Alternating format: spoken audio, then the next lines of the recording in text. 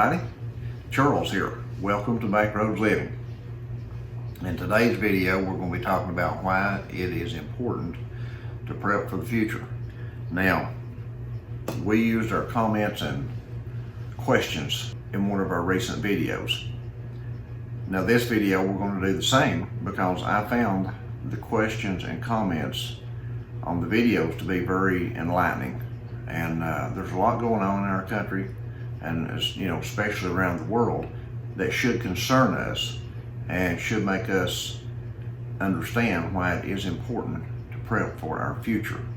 We can't sit back and wait on somebody else to do our preps for us, or to dig us out of a hole, or to save us as a country. Now, when things happen the way I think they're going to happen, and I think they're going to happen fairly soon. I'm not a prophet, and I'm not trying to prophesy anything. I'm just saying that from what I see going on around the world, and from what I see going on inside this nation itself, I foresee some hard times for people who are not prepared to get the jab, or have a passport, or be forced into any of those kind of things. And it's going to be difficult to be able to function in society very soon, I think. We already see that taking place in many other nations and in some of the cities in the United States already. So it's important to get your prep ready.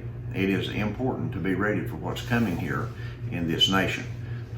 Now, I'm not trying to bash anybody or trash anybody or throw anybody down, but I'm just telling you, nobody is coming back to bail this nation out. It's been talked and talked and talked that that's going to happen. It's not going to happen. It's just not. So you need to just look at what is and accept what is and get ready for the future, for a very difficult future at times. We've had people that have made the comment, we have this new channel over on Locals, and we're trying to build it up. I've asked people to go over and check it out, and if you like it and you can subscribe to help us out with the channel, we'd greatly appreciate that. And we've had a couple of people that mentioned in the comments here that they're on fixed incomes and that they would like to help us out, but they just don't feel like they can. Listen, don't even consider that stuff. Don't even think about it. You take your money and you prep your pantries. Now, if there's plenty of you out there that if you want to help out, you can. You have the income to do it. And there's some of you out there that don't have the income. If you're strapped for money, please don't start spending money on things like that Locals channel or people's Patreon channels and things like that. If you're hard pressed for money, take your money and prep your pantry. Buy everything you can for your pantry. That's the most important thing you can do, is prep for yourself. Don't worry about this other stuff. It'll take care of itself. God will provide a way for those who love Him. So don't worry about that stuff. You take care of your stuff, okay? And we'll be all right. It don't matter what happens. The Lord will provide for us because we love Him. Now let's get into this questions and concerns here and comments and things like that. We talked about this last year in a video about the food pantries, and I haven't revisited it in a long time because no one had mentioned it to me very much, and no one had really questioned about it. I've had a couple of people mention it in other comments here in the past month or so that work at food pantries, and they said themselves that the food pantries was continuing to struggle. Like they were back last fall. They're continuing to struggle to keep up with the demand, and the demand is getting larger and larger. And we had a comment here from Gene Skilling who said, we're seniors and we go to the food banks and they're giving us less every week. So that should tell you how the food banks are struggling all across this nation. It's not just in one place. It's like that everywhere. Their shelves are getting emptier and emptier. Folks, this thing is coming and we need to be ready for it. That's why it's so important to prep for your future, because no one else is going to be as near as concerned about your future as you are. No one else is going to be as near as concerned about your children as you are. So be responsible and keep prepping. Television here said, Phoenix suburbs in Arizona. Our expiration Best Buy dates are bonked here. Green beans I bought in February have the same date as green beans I bought this week. That don't make any sense, does it? Corn I bought last year has the same date as corn I bought a couple of weeks ago. Odd. Canned tomatoes I bought in March or April. Are you sitting down have a later date by several months than tomatoes I bought this week? How about that? And then there's the fresh meats. I swear we used to have several days of meat and pork and a good few days of chicken from the day we bought. Lately though, I've been getting meat with literally one single day left on it, and that just isn't one time, one store. It's happening enough that I'm noticing it, despite that I part out and freeze everything and don't always pay the closest attention to original dates on stuff bound for the freezer. Very strange. I think our UK friend might be right. It's like we're clearing out older inventory and little to no stock is behind it to replenish it. Edited to add, bear in mind we're in the heaviest populated suburbs on the 5th largest city in the country.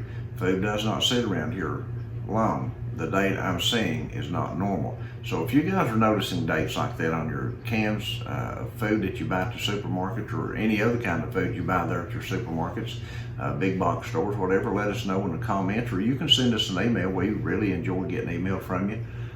Meats and things like that, if the dates are changing, you're seeing less meats, higher prices, things like that, let us know on what they are.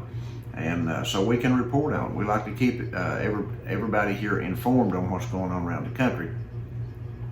Now, Mama Llama said hi from the UK. So, hello, Mama Llama from the UK. New to your channel and really enjoying it. I've subscribed. Here where I live in UK, food shortages seem to be getting worse. Bottled water has been hard to get for over a month now. Fresh chicken and beef mince was pretty much all sold out last week in 2 supermarkets I use. Prices are going up and there seems to be less and less on the shelves every week now. I'm hearing that all across the board, that there seems to be less and less on the shelves, that it seems like the shelves are being fronted and that there's not much stuff in behind the fronted shelves. So that seems to be a common thing here in the last month or so that I've been hearing people talk about. Now here's Alabama Whitman. He said, Charles, in the UK there are many gaps on the shelves. Here's another UK follower. Said gaps on the shelves, water, soups, canned beans, and so on. In the mid price range supermarkets, they are facing up the shelves with 1 or 2 lines of produce. They're putting produce that they have lots of in many different places around the store. That's to make it look like they've got plenty of stuff. There are also products that are same brand and weight, say powdered potatoes smashed, that have all sorts of use by dates on them on the same shelf.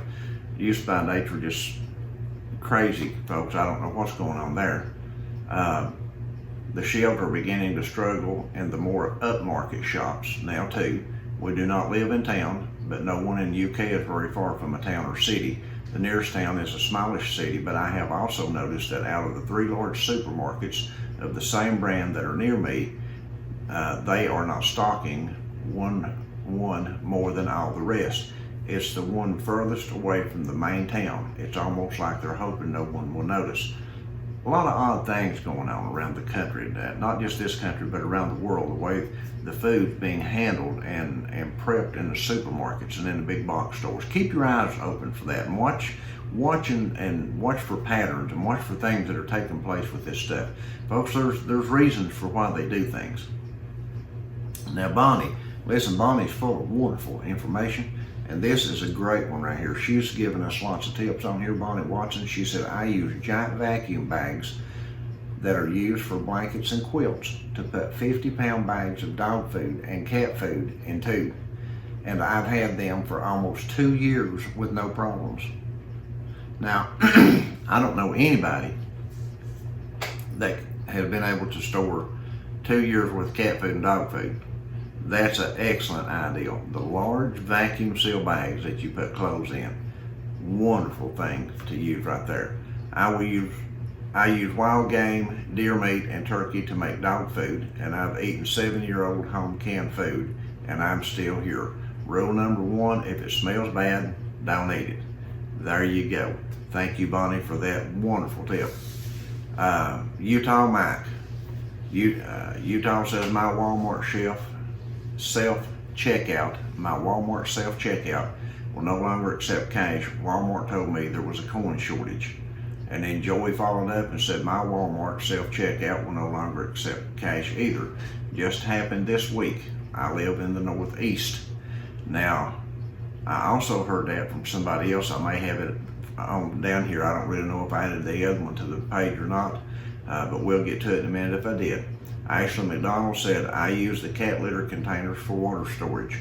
I let them sit full of bleach water for a week, then dump it out, rinse well, and refill with water and 20 drops of bleach. I also do this with everything that can hold water, empty juice containers, etc. And with empty laundry soap containers, I just refill and mark cleaning water. I put it all in the basement. I also keep all cardboard for fire starters. Thank you for your helpful videos. Folks, lots of good ideas here. You know, in a lot of these cat litter boxes, if you buy the box of it instead of the rounded, what would you call it, jug, you know, they make the big jugs with the handle on top you carry, and then they make a square container that's like a 24 pound, or I don't remember how big it is, but anyway, those stack on top of each other. You could fill them with water and stack them if you need to. So keep that in mind. And somebody, preacher man, asked us, couldn't water be run to the West Coast? If it got so dry and arid out there that they had no water, couldn't water be run out there from the East Coast? And I didn't really know what to say about that. I just assumed it could, but I didn't know. But anyway, Bonnie, her husband has worked in that field in years past, and Bonnie said that her husband Bob said, yes, you could run water, a water pipeline to the West, but you would have to deal with each state for water rights, of course. He's worked on a lot of pipelines, and they knew. Now here's the thing about it. They knew 10 years ago or more and could have had it completed. They knew these things were coming. They knew these things were happening.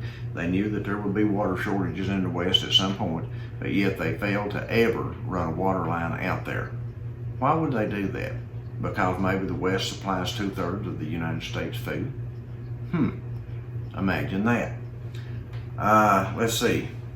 And then L. Blake said, that's what I was thinking. We're hated so much in California that no other state would even consider it. Even though we supply many of the U.S. crops that are taken for granted, I feel like all the states that would help would get some kind of compensation for their portion of the pipeline. Just a thought though, I'm no engineer, but if scientists can go inside of a plant and turn certain genes on and off, then a pipeline is possible. Oh, I would think so. If they can pipe oil from Canada to the coast down south, I'm sure they could pipe water across the United States. Yes. And then Bonnie answered again, and she said the Great Lakes would supply the West and Midwest with water. And they would. Oh, absolutely. A pipeline line from the Great Lakes up there would be wonderful for the West Coast. And if things keep going this way, they will have to abandon parts of the West because you can't live without water. And that's true. If the drought continues, if the heat continues, if the fire continues, it's going to be a wasteland. You can't live in a wasteland. Becca said, I was ordering cat litter from Walmart also. Now in my area in Wyoming, many of the litter options are available in-store only. Can't order it online. Keep a watch on that, guys. Stuff you're ordering online. If you hear of problems, shortages, whatever, get what you can. If you have to order it online, stock up on that stuff. Need a lot of litter for 5. Canned cat foods prices have gone crazy as well. She lives in Wyoming, and another lady here, Kathy Nowalk, she said that she lives in Wyoming also, and she said we pay 70 cents a can for wet food. Our dry food costs at least $3 more than 3 months ago. An 18-pound bag is now almost $25. Inflation is continuing, and hyperinflation is going to follow. Folks, I'm telling you, it's going to come to a point one of these days that, now this is just my opinion, okay? It's going to come to a point one of these days that like this 18-pound bag of cat food is $25 now, it may be $250. Guys, that's what hyperinflation does to a country. And with all the money we're printing, with everything the way it is right now in this country, it's untelling when that could ever happen, but it could happen very soon. I'm just saying that. I don't know that it is, but I think it is. Okay. And then we have someone said, "Hi Charles, was at BJ's today. Christmas cookies, non-chocolate were already stocked. Normally these don't show up until late October and early November. Getting their stock in early to fill up shelves maybe. Halloween candy and costumes are already out. Shelves are moved around with more room. With very little clothing and books, putting items on shelves to cover up holes. No Charmin can be found. Lots of BJ's brand and very little cotton meal. I have not been able to find the dry chicken noodle soup. Been looking for this for about 6 weeks. Lots of beef and onion soup, but no chicken. Walmart shelves are bare or little stock. Area is Delmarva. It's on the eastern shore. Delmarva is Delaware, Maryland, and Virginia. Rural area mainly with crops or soybeans and corn that rotate with each other, and chicken houses and chicken processing plants. So the Walmarts there in her area are struggling. Her BJ's is struggling. Folks, I'm hearing a lot of this, and I know that a lot of stores that you go to, that the shelves are really good and full, and I hear a lot of that. We went to Walmart the other day and we did that video about Walmart, about the dollar stuff that we bought at Walmart yesterday, and our Walmart, with the exception of the candy aisle, basically was pretty much well stocked. Now, something's going on with their candy aisle. I've been in there several times over the last month. Well, I say several times, maybe once a week over the last month. And every time I went in there, their candy aisle has just been, looks like it's been raided. And it's not that. We talked with an employee there, and something's going on with the people that ship to them. And she didn't know the exact problem, but she knows there's a problem going on with it. So keep that in mind. There's a lot of stuff happening, folks. There's a lot of things going on around this world that we're not going to be able to, we can't prevent it. What's going on right here in the United States, we can't prevent it. This thing is like a runaway horse. You can't pull it back, and you're not going to be able to turn it. These things are going to come to pass. These things have been prophesied for years in the scripture, and they're going to come to pass. We just need to be ready for them. And my prayer for you is that you prep, and that you prep hard. I would suggest that when you have the opportunity to get extra. Do all you can to take care of your family. The scripture teaches us that a man that won't provide for his own household is worse than an infidel, and he has denied the faith. So let's keep that in mind. Provide. Be providers. Provide for yourself and provide for your family. All you naysayers out there, and I have them sometimes, and I have them in my family. I did a video here a while back on that, talking about are we hoarding or prepping? What's the difference?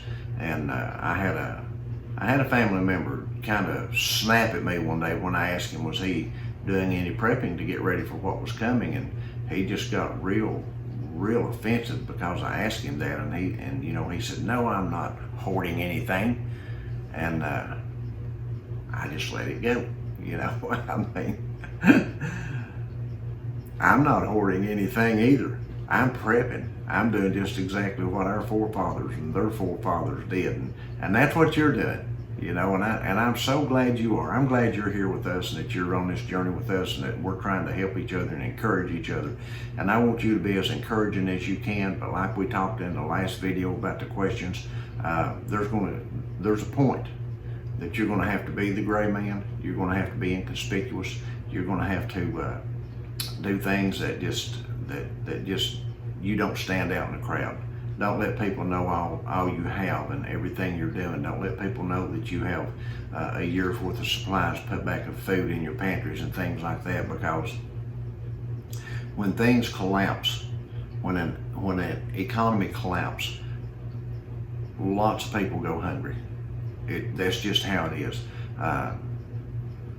We saw video footage in Venezuela where the economy had collapsed there because of hyperinflation, and people were walking the roads, and they were going out into farmers' fields and killing a cow there was like 8 or 10 of these guys. They literally took rocks and killed this cow with it and drug it out back with them so they could feed their families.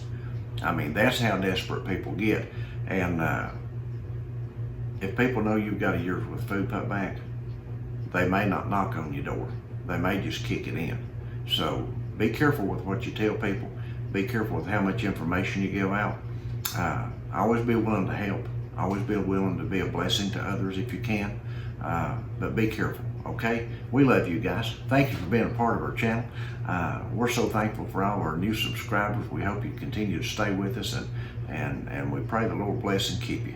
And until the next time, we'll see you in the next video.